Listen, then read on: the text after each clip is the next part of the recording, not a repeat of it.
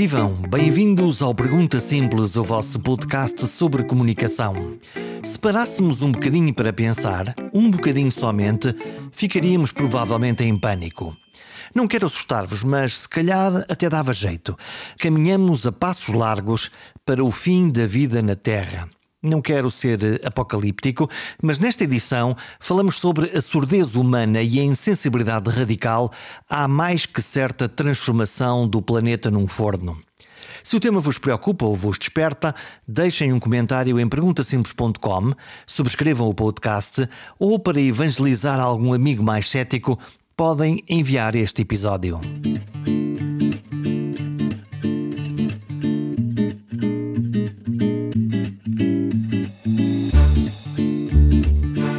As mensagens ambientais não são eficazes. Os cientistas avisam e mostram provas. Os ativistas fartam-se de gritar slogans e nós, nada. Parece um diálogo de surdos. É para mim um mistério. Saber que a extensão da Terra, num prazo mais ou menos curto, nada preocupa os seus habitantes. Sim, isto está mais quente. Sim, há plásticos a boiar em todo lado. Sim, nós só não estacionamos o carro ao lado da cama porque não conseguimos. Todos reclamamos que a gasolina está a cara demais, mas todos assobiamos para o lado quando conduzimos poluindo. Todos suspeitamos que a carne em excesso nos faz mal à saúde e faz mal ao ambiente, mas todos consumimos muitas vezes mais do que é necessário para ter uma vida confortável. E o planeta paga a sobrecarga, esgota-se, suja-se. Mas fingimos não saber. Que paradoxo é afinal este? Em semana de Cimeira do Clima em Glasgow, converso com Francisco Ferreira, ambientalista da Associação Zero e arauto dos tempos que aí vêm. Gravamos há um par de dias e ele estava em plena cimeira, na esperança de tentar travar a marcha dos acontecimentos. E a única certeza que sai desta cimeira é a incerteza. Nós nunca sabemos muito bem o que é que se consegue nestas cimeiras. Primeiro porque vai-se conseguindo ao longo do tempo. Não há propriamente um conseguir final no último minuto e realmente são muitos dias de negociações. Portanto, numa primeira fase entram os líderes políticos, foram os 2 primeiros dias, ou virtualmente, algo que eu acho que nunca aconteceu. A pandemia isso obrigou e, portanto, pouparam-se emissões do presidente chinês, do presidente do Brasil, do presidente russo, que intervieram por videoconferência, mas por outro lado também é um facto que aqueles que cá vieram puderam falar entre eles, puderam alinhar posições de uma forma muito mais expedita do que os que ficaram longe. Já percebi que para o ambiente até é uma boa ideia fazer coisas à distância. Estamos à distância, neste caso, eu estou em Portugal, o Francisco está em Glasgow, mas esta falta dos olhos nos olhos, do passou bem, do tocar as pessoas, é uma coisa que é mais difícil, ou neste caso é completamente igual para o tipo de comunicação que é preciso fazer neste tipo de negociação para tão importante como este para salvar o planeta? Bem, é evidente que no caso dos 2 líderes, no caso dos 2 dias em que os líderes climáticos intervieram, é evidente que houve aqui também muitas mensagens que depois viriam a ser passadas pela televisão. E houve aqui muito discurso, digamos assim, para mais como comunicação do que propriamente para troca de impressão entre eles. Mas, acima de tudo, pretendia-se que surgissem anúncios daquilo que são os compromissos de cada um dos países, anúncios que seriam, em alguns casos, apenas uma repetição, noutros mais detalhes, noutros novidades. E houve de tudo.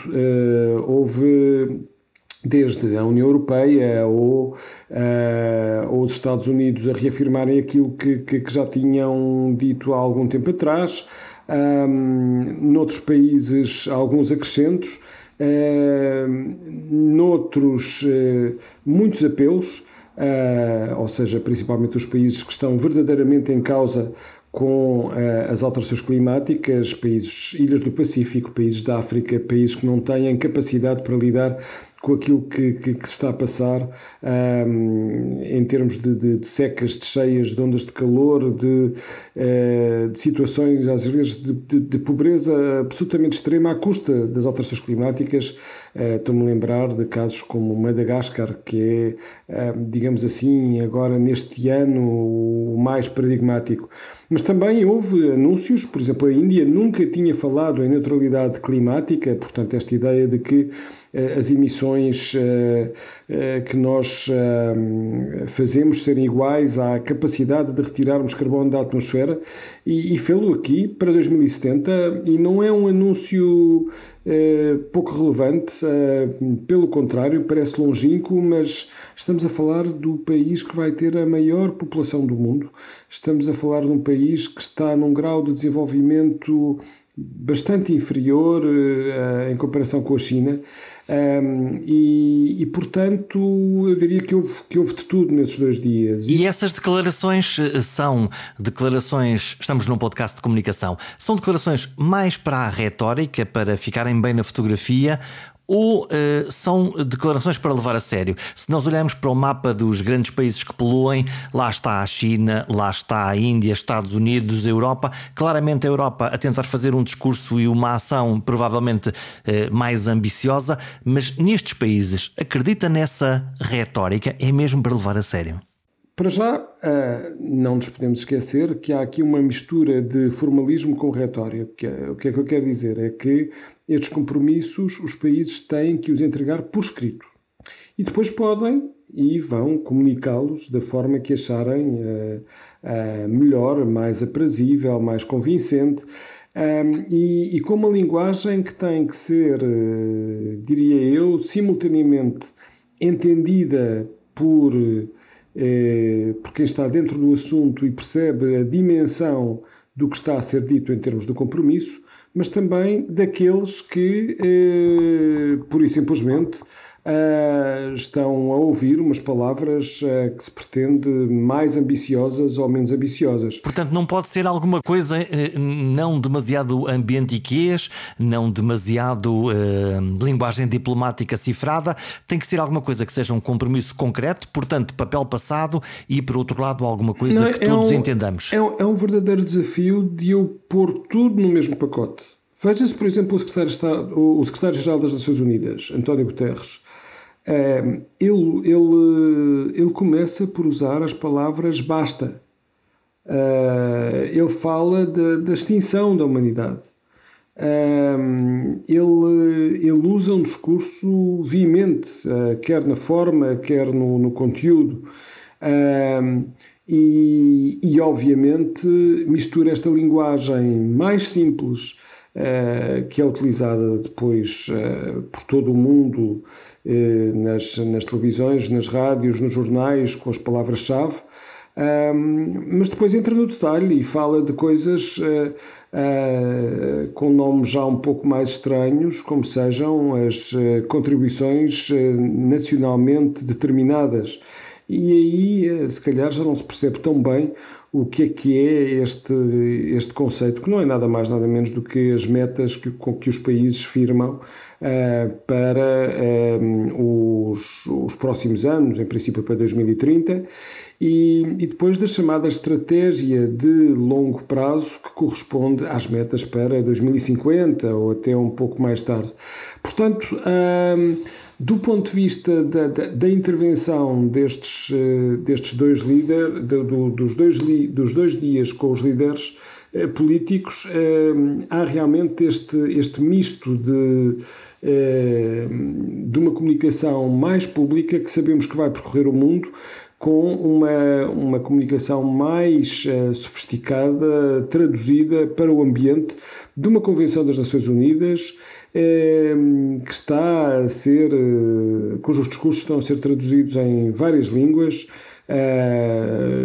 Se forem feitos em inglês, estão a ser traduzidos em francês, em russo, em chinês, em espanhol. pelo menos, e portanto também aqui há que ter o cuidado de não se improvisar, porque os discursos são previamente, aliás, entregues aos tradutores para, em tempo real, irem fazendo essa mesma tradução. Para garantir que não existem males entendidos e que aquilo que se diz é exatamente o que se quer dizer. Exato, e portanto são sempre discursos lidos, são discursos com conteúdo diplomático, mas também com um conteúdo, eu diria, expressivo. E depois eles são descodificados e depois, ao longo dos próximos dias, nós começamos a ter, e tivemos aqui vários anúncios, por exemplo, o anúncio relativamente à redução de um importante gás com efeito de estufa, que não é o dióxido de carbono, isso é o principal, resulta da queima dos combustíveis fósseis, portanto do carvão, do gás natural, do petróleo, mas há um outro que é o metano, que tem a ver também com o gás natural, com a extração de gás natural e, por exemplo, com a agropecuária.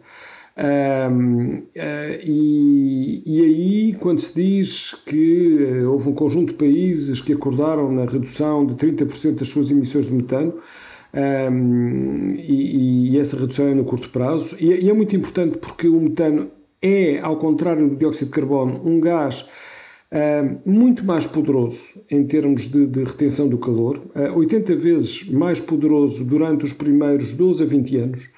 E nenhum de nós tem essa noção, só os especialistas é que têm essa noção. Exatamente. Portanto, quando nós todos os dias tomamos a decisão de comer um bife de vaca ou uma febra de porco, na realidade, na nossa cabeça, não há nenhuma ligação às alterações climáticas ou ao aquecimento global. Isso é um facto para a maioria de nós. Eu penso que já começa a haver. E, aliás, a nuance é que é diferente, porque se for de porco não tem problema, se for de vaca já tem. Porque a vaca é um animal ruminante. E as pessoas têm essa noção? Eu acho que as pessoas já começam a ter essa noção, porque realmente nós começamos a insistir muito nesta ideia de que, bem, eu diria que há aqui duas ideias que são passadas, não é? Que é a ideia da carne como um todo, e a carne como um todo tem uma pegada carbónica maior, ou seja, tem emissões de carbono muito maiores em comparação, por exemplo, com o comermos diretamente vegetais, por várias razões. A primeira razão é que os vegetais é a base da cadeia alimentar, é o primeiro nível trófico, e depois nós, quando comemos a carne, já perdemos ali energia, portanto, para conseguirmos a mesma quantidade de calorias, nós acabamos por, na prática, estarmos a consumir um total de calorias maior. Porquê? Porque temos de entrar com as perdas que houve entre o primeiro e o segundo nível, ou seja, quando nós comemos um determinado número de calorias associadas à carne, elas traduziram-se em muito mais calorias que estavam no alimento do animal, e nas perdas, que também acabou nesta passagem, digamos assim, do primeiro para o segundo nível trófico. E depois na carne, nós temos essa noção, penso eu, não apenas em termos de saúde, mas também em termos de ambiente. Ou pelo menos começamos a ter, porque nós sabemos... Não queremos é fazer o sacrifício de começar a mudar os hábitos? Mas nós sabemos que o frango ou o peru são carnes menos... com mais magras, por comparação, por exemplo, com a carne de vaca. E mais baratas. Mais baratas. Com o porco já não é assim, mas em termos de emissões... Há realmente uma grande diferença entre a carne das aves, a carne de porco e a carne de vaca, porque o metano de que estávamos a falar tem precisamente a ver com aquilo que nós chamamos a fermentação entérica. A fermentação entérica corresponde ao ruminar, corresponde à forma que determinado gado tem de fazer a sua digestão, e o metano é o resultado dessa mesma digestão, que não sai pelas fezes, sai pela boca dos animais e que é o tal potente gás de efeito estufa, de que aqui se falou, de que houve compromissos sérios na sua redução, mas que, por exemplo, e por isso é que é fundamental sempre ler nas entrelinhas, países como a Rússia, a China e a Índia ficaram de fora. E, portanto, sempre que nós temos aqui anúncios, e muitos deles tivemos na semana passada, são por vezes boas notícias, ou são muitas das vezes boas notícias, sem dúvida. Ou pelo menos meias notícias. Exatamente, mas são sempre boas ou excelentes notícias, um pouco incompletas, que merecem uma análise e um sentido crítico para não... para nos apercebermos da realidade de que nem tudo aquilo que nos é dito como uma vitória deve ser encarado como tal. O discurso ambientalista, como nós o conhecemos, está a falhar? Porque, no fundo, se nós estamos num risco iminente de que o planeta se afunde, que a humanidade se extinga, e se esse risco é real, porquê que este discurso ambientalista não está a pôr-nos em pânico? Vamos à palavra pânico. Vamos lá ver. Eu acho que aqui há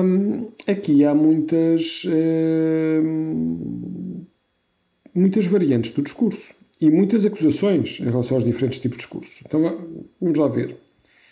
Temos como eu disse, o secretário-geral das Nações Unidas a falar na extinção da humanidade. Eu não acredito que António Guterres esteja a considerar a extinção da humanidade. Ele está, sem dúvida, e com razão, a fazer um pequeno bluff? Não. Ele está a falar, efetivamente, da extinção de parte da humanidade. E da parte mais populosa, que é aquela que tem menos recursos para lidar com as alterações climáticas. E, portanto, os mais ricos, esses, no limite, podem sempre fazer uma viagem espacial durante os dias lá acima para observar a Terra, enquanto nós, cá em baixo, principalmente aqueles que não têm meios para lidar com as catástrofes que se estão a tornar cada vez mais intensas e frequentes, acabarão por sofrer. E, portanto, há sem dúvida esse tipo de discurso. Depois temos Greta Thunberg, que é... O que acha do discurso de Greta Thunberg? Não apenas é um discurso que felizmente mobilizou toda uma juventude e que levou a que pela primeira vez nós tivéssemos uma mobilização à escala mundial tão forte. Eu penso que ela tem de especial a iniciativa que tomou, a capacidade o apego ao tema, uma comunicação simples, direta e eu diria até muito realista, porque a resposta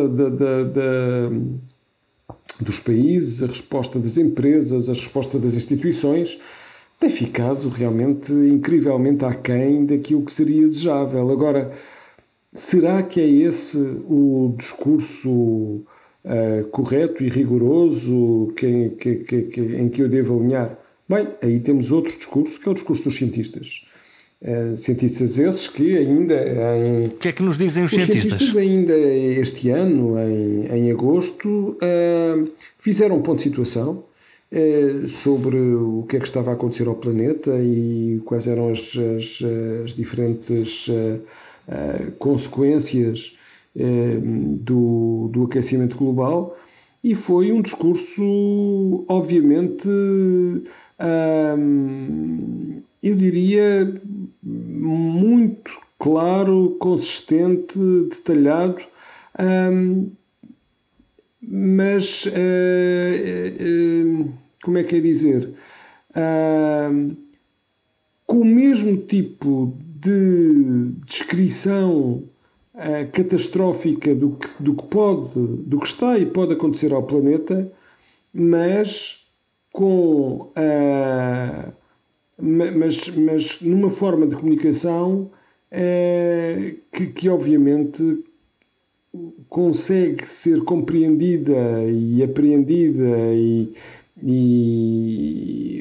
pelos decisores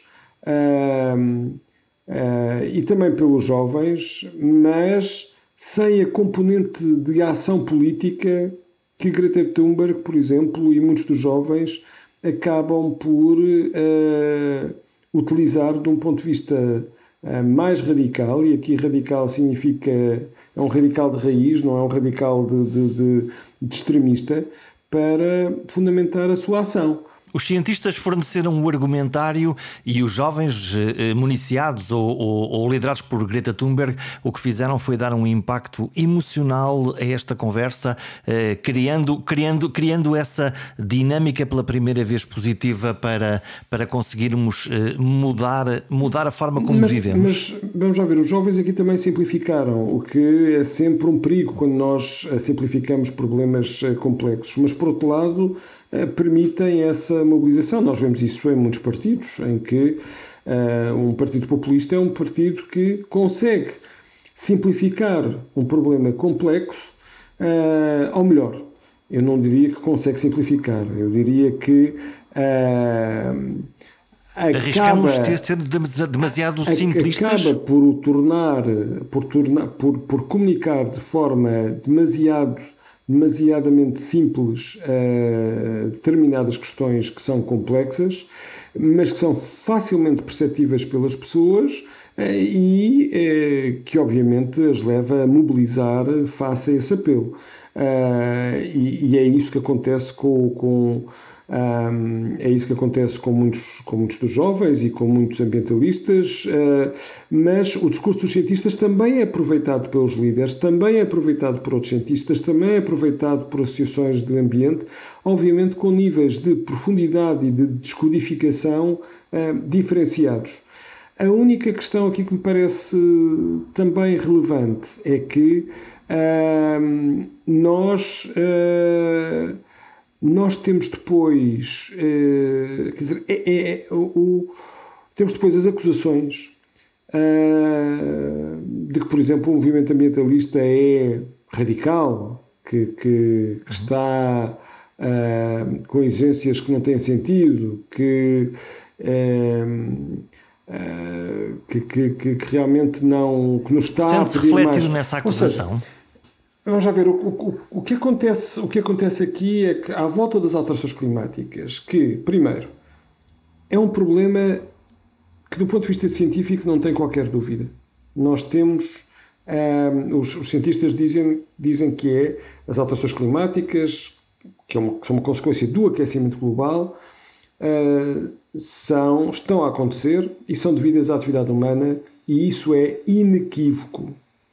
E eu não tenho cientistas da área do clima, não tenho cientistas que publiquem artigos científicos que nos digam não, isso não é nada assim. Portanto, nós não temos cientistas negacionistas, há um consenso geral de que isto vai mesmo por aqui. Eu diria que nós não temos cientistas da área que sejam negacionistas, e mais ainda, os relatórios que são depois comunicados publicamente destes mesmos cientistas são validados por todos os países. E mais ainda, estes cientistas... Portanto, não há dúvida sobre a ciência, o que há dúvida é depois sobre o que é que se pode fazer a seguir. Há diferença sobre... eu acho que há dúvidas sobre aquilo que os cientistas dizem. E, portanto, eu tenho aqui todo um conjunto de...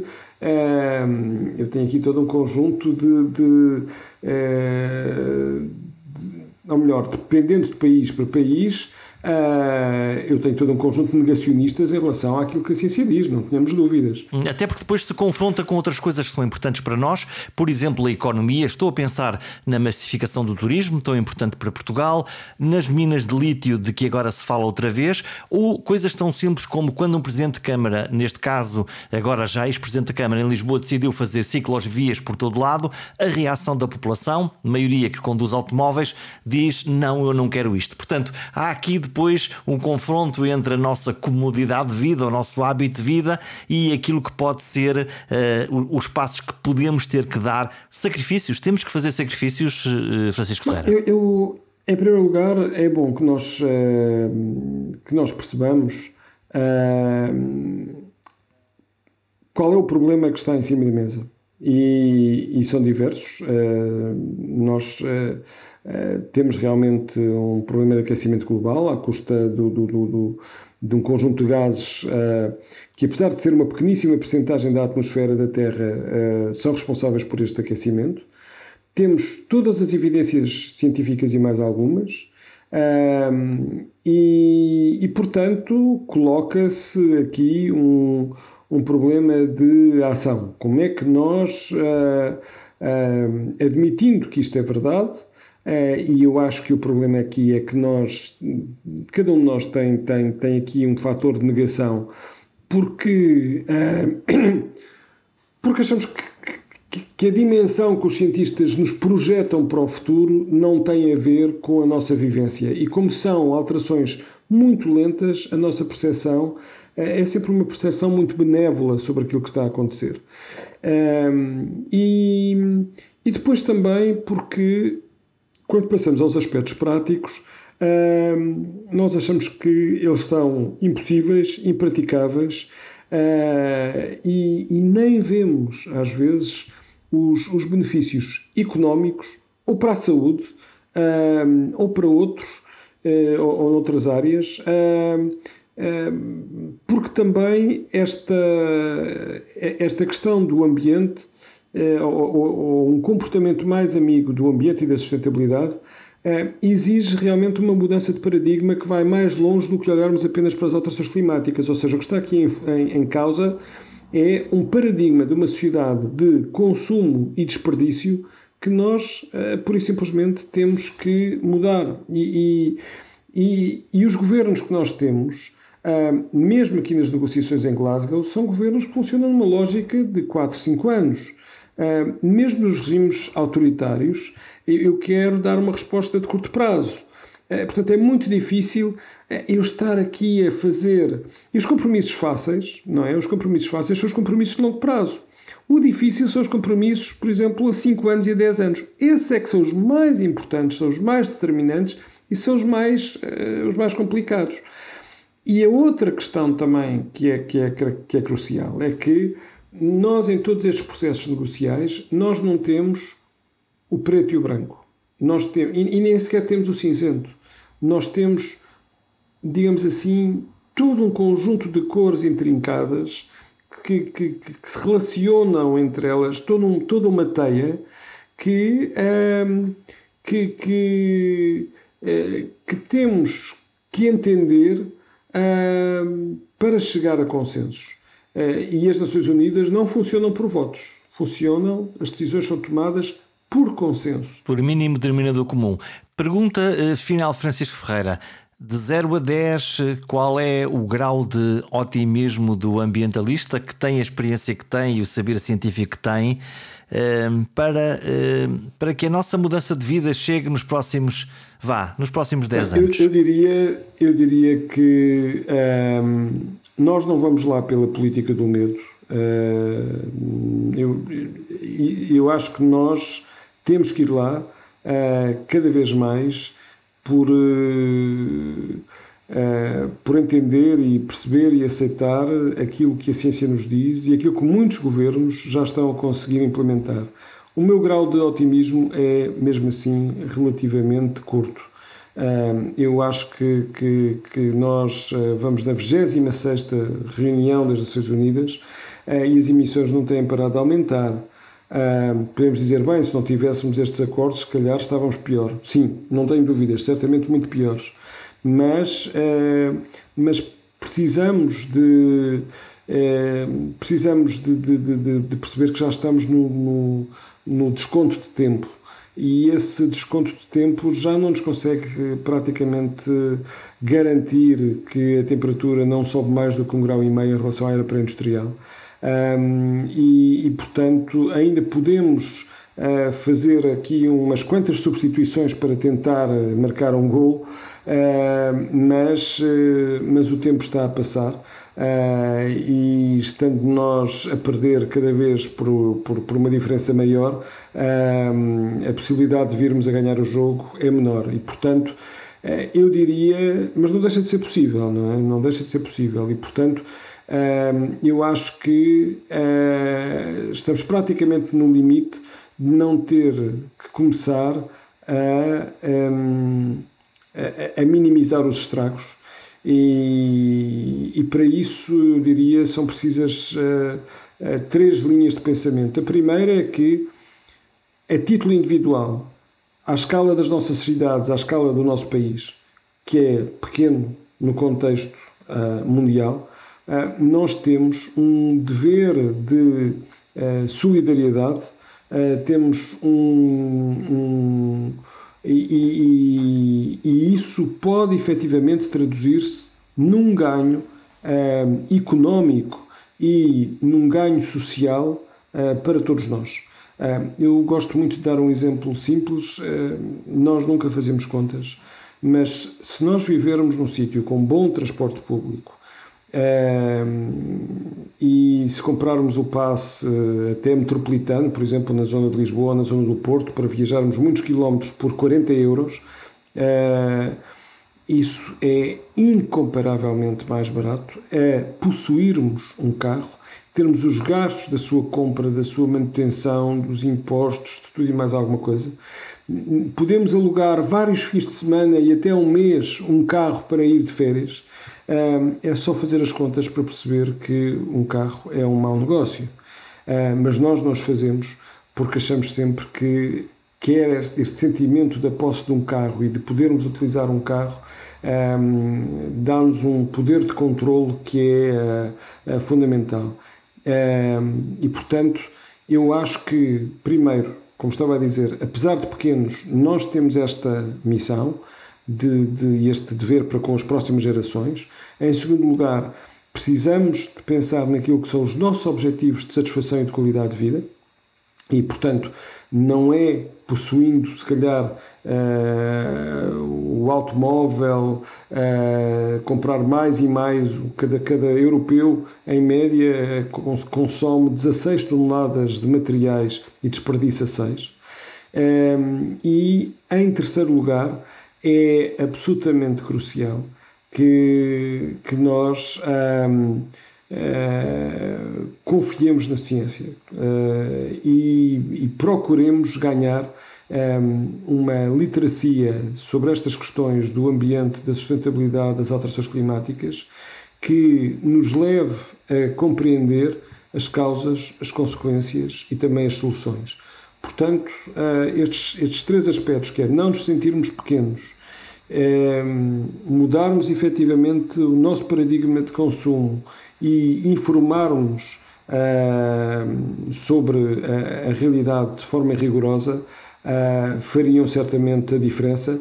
Sejamos nós pessoas comuns ou líderes políticos que têm realmente um poder maior, que nós, numa democracia, lhes damos e que os deve obrigar para um problema global a encontrar soluções globais, como é o que se pretende, mesmo que estejamos longe, numa conferência como esta. As preocupações ambientais estão aparentemente a ressoar mais nas gerações mais jovens e, com isso, o processo de mudança vai seguramente criar uma pressão extra sobre os decisores. Será que ainda vamos a tempo? Nós voltamos para a semana.